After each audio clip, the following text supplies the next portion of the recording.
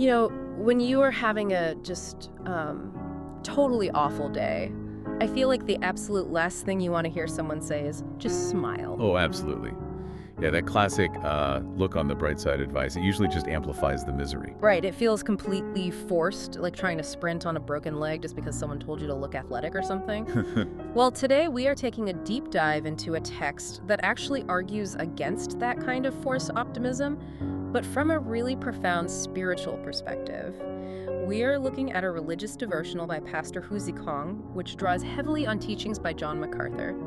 And our mission today is to explore this counterintuitive argument that genuine joy actually begins with mourning, not smiling. Yeah, and since we were diving into specific religious and theological claims, we should do a quick reminder for you listening. We are just unpacking this text perspective to understand its message. We're not endorsing its viewpoints or, preaching here. We just want to see how this worldview actually operates. Okay, let's unpack this. So Pastor Hu starts by critiquing worldly happiness. He compares it to that old marching song about packing your troubles in your old kit bag and smiling, which sounds a lot like the ancient precursor to what we would call toxic positivity today. It really does, yeah. Just faking happiness while completely ignoring the underlying issues. But wait, let me push back on this for a second, because hasn't modern psychology, and I mean even a lot of modern theology, kind of moved away from focusing so much on our deep flaws or sin? Because hyper-focusing on that just crushes people with guilt. I mean, isn't demanding that people weep over their flaws just as toxic as forcing them to smile? Well, that is the exact tension Hu and MacArthur are addressing. What's fascinating here is how they differentiate between two types of pain. They aren't advocating for worldly sorrow, that is just endless despair or self-pity, which is destructive. Right, nobody wants that. Exactly. Instead, they are pointing to what the source calls godly sorrow. And the difference is crucial. So what is the actual mechanism there? Like, how is godly sorrow different from just wallowing in guilt? Think of it as constructive pain. It is the specific, uncomfortable pain of taking absolute responsibility for your wrongdoings.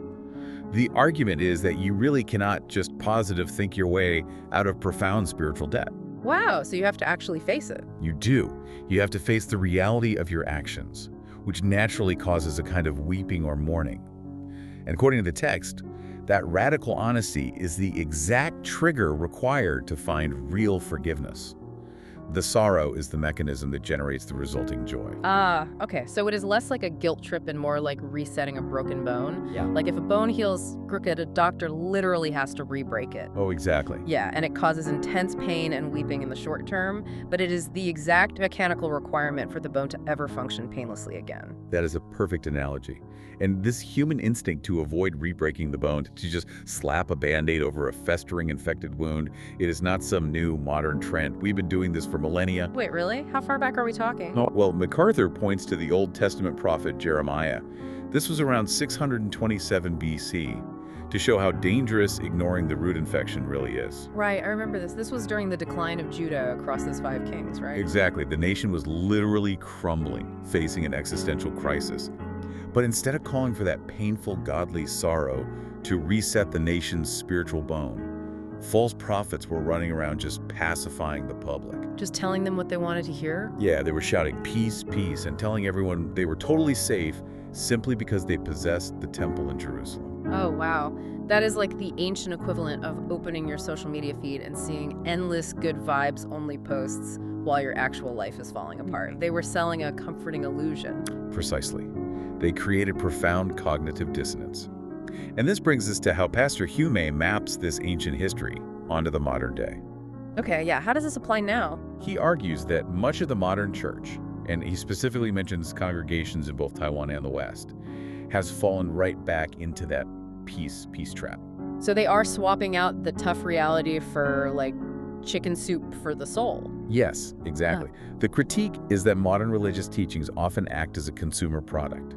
They provide these comforting illusions meant to satisfy human desires and alleviate anxiety, rather than calling for true, difficult repentance. So the focus shifted from confronting spiritual reality to just making people feel good, which I guess leads to Hu's really controversial takeaway that today's church really needs weeping, not laughing. Right. The text argues that avoiding the weeping just leaves the deeper infection completely untreated. Wow. So what does this all mean? If we synthesize the mechanics here, the argument is that true peace isn't found in constant affirmation or, a pasted-on smile. Real catharsis only exists on the other side of radical honesty about our own brokenness. Exactly. You have to go through the dark to actually appreciate and genuinely feel the light. Which brings us right back to that broken bone analogy. So for you listening, here is a final question to chew on. In your own life, if you constantly surround yourself with chicken soup messages and endless affirmation just to feel good, are you accidentally letting a crooked bone heal wrong when what you really need is the painful but necessary reset?